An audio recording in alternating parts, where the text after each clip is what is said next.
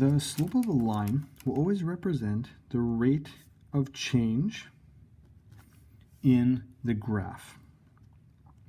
So how much is it changing? How much is going up? Is it going up really steeply? Is it going up really shallowly? Is it going down? Is it straight up and down? Is it horizontal? Okay, it's always going to represent the rate of change.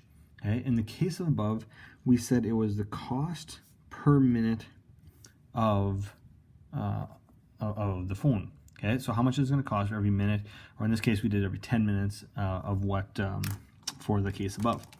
Now the slope represents how much the linear function is rising or falling compared to the horizontal change. So is it going up a lot? Is it going down a lot? Is it very shallow or flat? That's what it represents.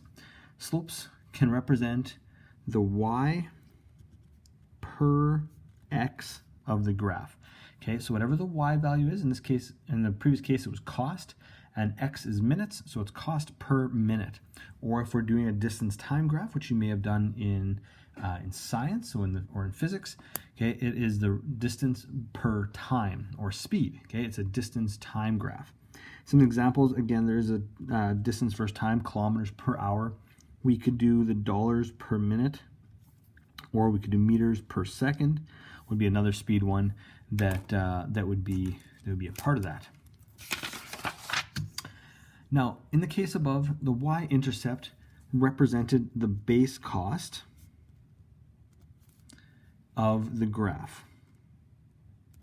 Okay, it's that base point of the graph. It's kind of where it starts. 0 minutes is how much is worth how many dollars. Okay, and that is the base cost of the graph. Okay, the y-intercept is the place where the graph often starts. At least in contextual problems, we often start at 0. Sometimes we get a negative, but often we start at 0.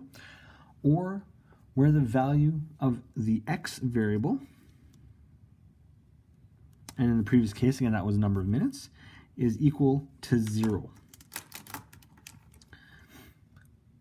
Once the formula has been made for the linear function, any value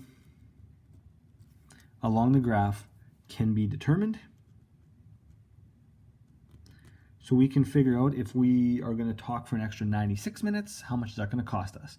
If we're going to cost for an extra 2 minutes, how much will that cost us? And so on and so forth. Okay, at least if they're basing it all on number of minutes. What we do is we place the given information into the formula in place of the variable.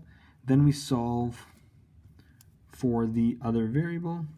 If we have the x value, we will then solve for y. If we have the y value, we can solve for x. Okay, and we can do both of those.